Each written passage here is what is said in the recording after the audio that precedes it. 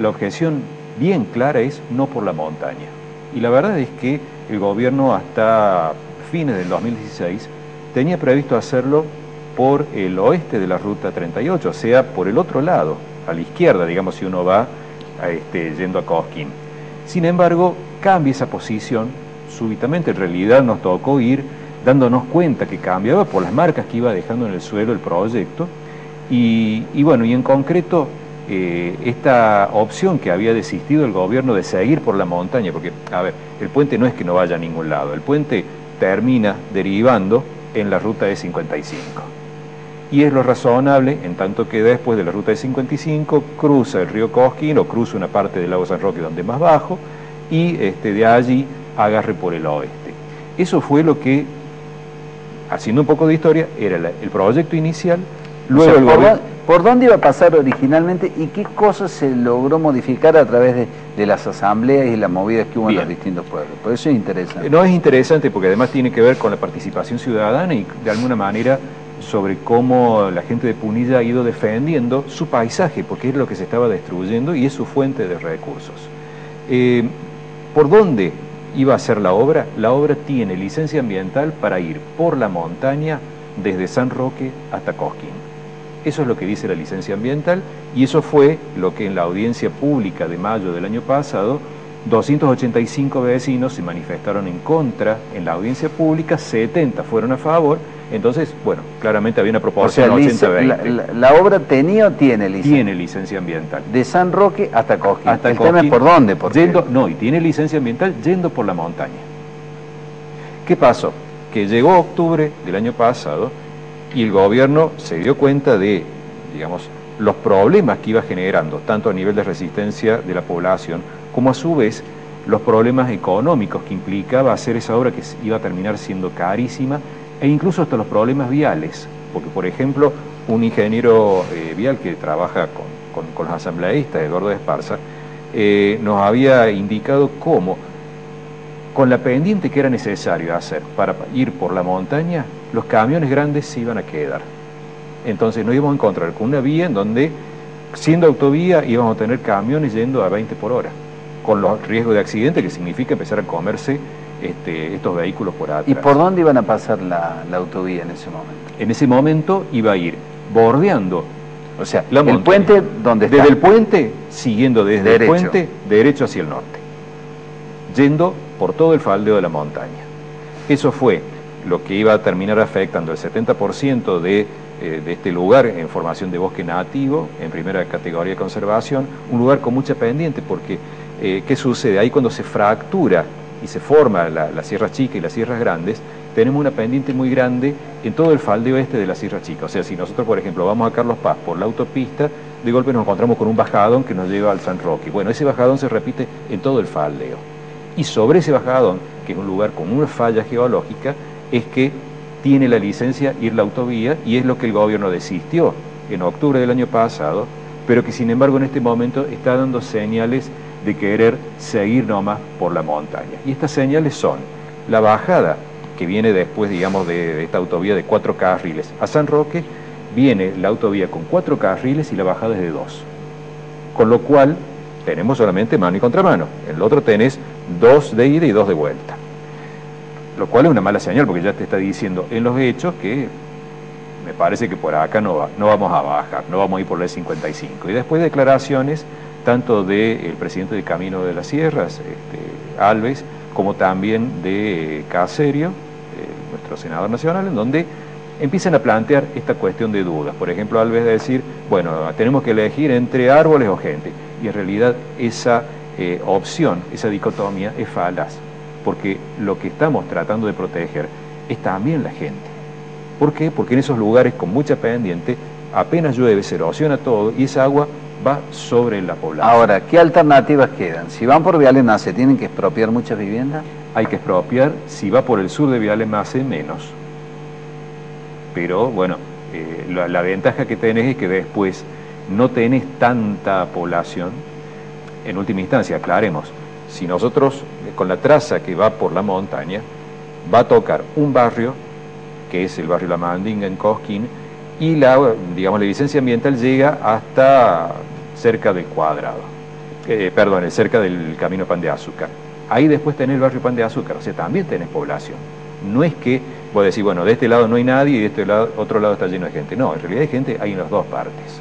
Entonces, ante esta opción, lo que decimos es, protejamos el ambiente, porque en última instancia es la fuente de recursos. La gente va a Punilla porque el paisaje es lindo, y en este momento la verdad es que uno lo ve desde la costa del frente y está destrozado por la parte de la obra de la autovía. Vas por el paisaje, vas porque, digamos, básicamente tenés allí una serie de insumos por los cuales la gente se va a vivir, que se van a destruir en función de acelerar algunos minutos esta autovía. Por eso no decimos no a la autovía, esto hay que ser muy claros. No por la montaña. O sea, una alternativa es por Vialet. ¿Cuántas casas, existe un estudio de cuántas casas habría que expropiar en Vialet si pasa por Vialet? Lo que ha dicho Alves, en realidad Alves plantea no sobre un proyecto que no conocemos. Él habla de cerca de 100 viviendas. No conocemos por dónde es que el gobierno pretende hacer. O sea, no lo han blanqueado todavía. No tenemos idea. Es más, desde que anunciaron el 2 de octubre del año pasado que el gobernador había dicho que había que analizar otra alternativa, no hay ninguna. O sea, entre ir por Vialet o ir derecho, hay que elegir entre dos males, si se quiere. Sí, pero va a haber una intervención. La vez que vas a meter una autovía, va a haber una intervención. El punto es que lo que nosotros planteamos de preservar es el ambiente, los servicios ambientales que brinda todo esto, y también tener una ruta segura. Aclaremos esto de la ruta segura.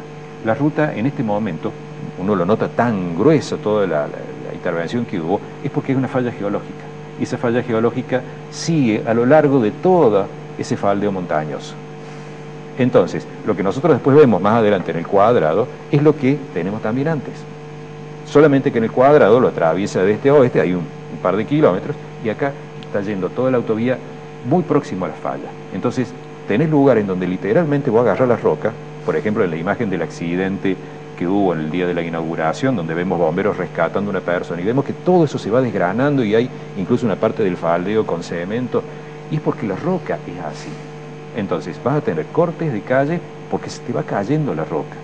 Vas a tener también niebla. En el faldeo de la montaña es donde se acumula la niebla. Estos cortes del cuadrado que tienen que ver con la niebla justamente se deben a esa parte de segmento. Esa parte es justamente donde va a ir la vía en toda la traza. Entonces decimos, vamos a tener... Ahí tenemos las imágenes. Por ejemplo, ahí tenemos, esto es parte de lo que es, digamos, la autovía que está hacia la izquierda, esto es parte de los desagües. Ese caño que uno ve allí, por ejemplo, en la comuna de San Roque, apunta a las viviendas. Y la verdad es que cuando empieza a llover, la gente, la verdad es que es un terror. Porque vos a ver, ¿esos murallones son seguros? Mira, la gente que vive abajo y que ve piedras caer, ellos te dicen que no.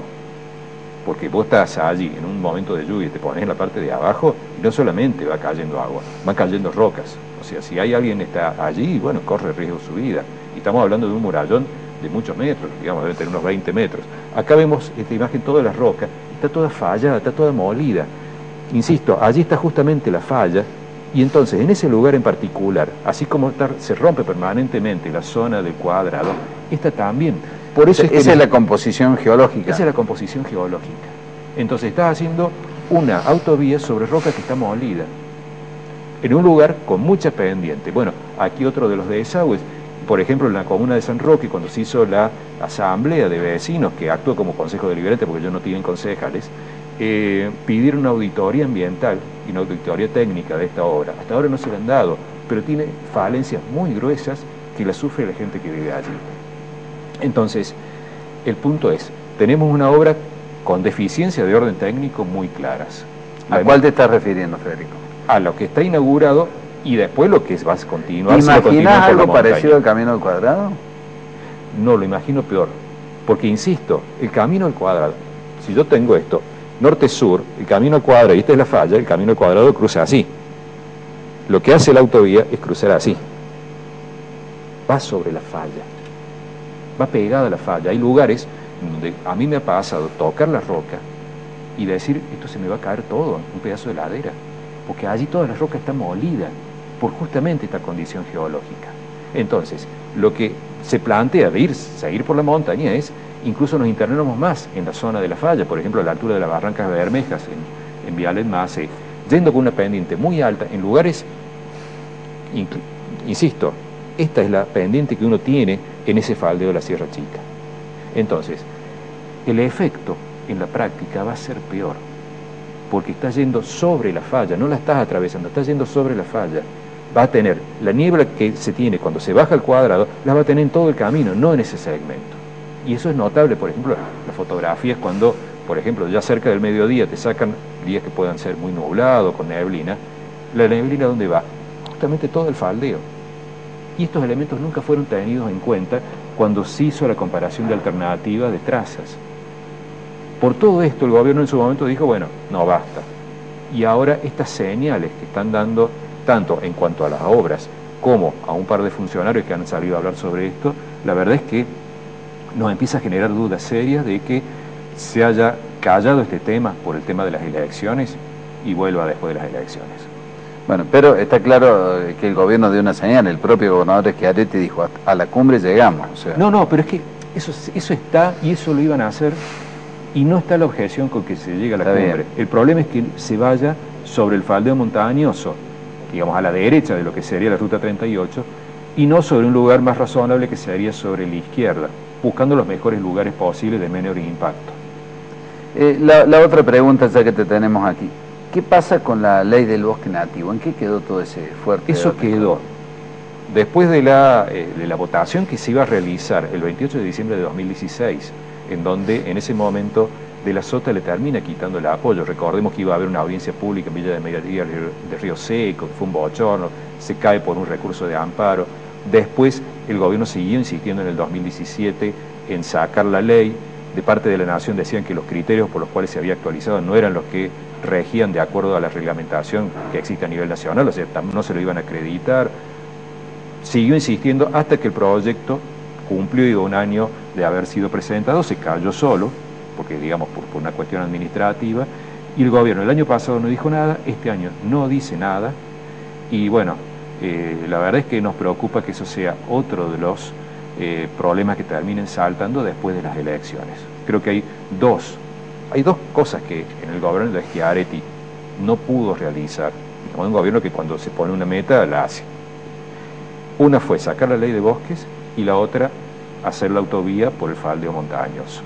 En las dos cosas, en donde hubo un gran reclamo social, el gobierno se bajó, pero ahora después de las elecciones la verdad es que es un signo de pregunta. Y esperemos que todo esto se resuelva en función también de diálogo, porque no pasa por las decisiones unilaterales o manejadas únicamente con un solo grupo de interés económico, sino que hace falta generar en las instancias de diálogo. Incluso tenemos enorme nivel técnico en la provincia de Córdoba, tenemos universidades, tenemos técnicos reconocidos a nivel internacional, Sandra Díaz, Marcelo Cabido, ambos son Premio Nobel de la Paz por integrar el panel intergubernamental sobre cambio climático. Bueno, esa gente también tiene que ser consultada, y esa gente no es consultada la ciudadanía, las universidades, las poblaciones. Lo que hace falta es, si existen decisiones, que sean consultadas, que lleguen a consensos. Eso es lo que reclamamos mínimamente, y con la consigna de respetar el marco legal existente. A ver, por ejemplo, en el caso de la autovía, hay un protocolo a nivel nacional de vialidad nacional que se debería cumplir, no se cumple. En el caso de la ley de bosques hay un protocolo de actualización del ordenamiento de bosque nativo que existe a nivel nacional, que en el proceso que se estaba haciendo en Córdoba no se cumplía. Ambas cosas se deben cumplir, o sea, cumplir la ley, dar participación, no tener miedo a eso, y aprovechar todo el insumo técnico que tenemos en Córdoba para sacar las mejores decisiones posibles. Federico, te hago la última. ¿Cuánto nos está quedando de bosque nativo? De las 12 millones de hectáreas iniciales que teníamos bosque nativo hace 100 años, un poquito más, nos quedan 300.000 en buen estado, es el 2,5. Nos quedan 800.000 de lo que se llama bosque abierto, o sea, el 6 y pico de bosques en donde se han sacado árboles y que queda pastizales y árboles.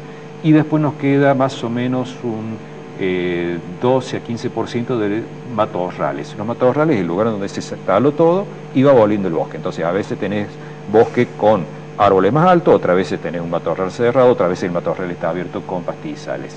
Entre toda la suma que debe ser contemplada en el ordenamiento de bosque nativo, estamos hablando de cerca de 3.800.000 hectáreas, pero de esas 300.000 son las que están en buen estado. O sea, el 2,5% del bosque original que teníamos en Córdoba. ¿Cuál es la zona que perdió como en la guerra, por así decirlo? Todo lo que nosotros vemos, por ejemplo, yendo de acá a San Francisco, a Belleville, a Río Cuarto, todo eso era bosque. ¿La soja se comió el bosque? Sí, y hace mucho.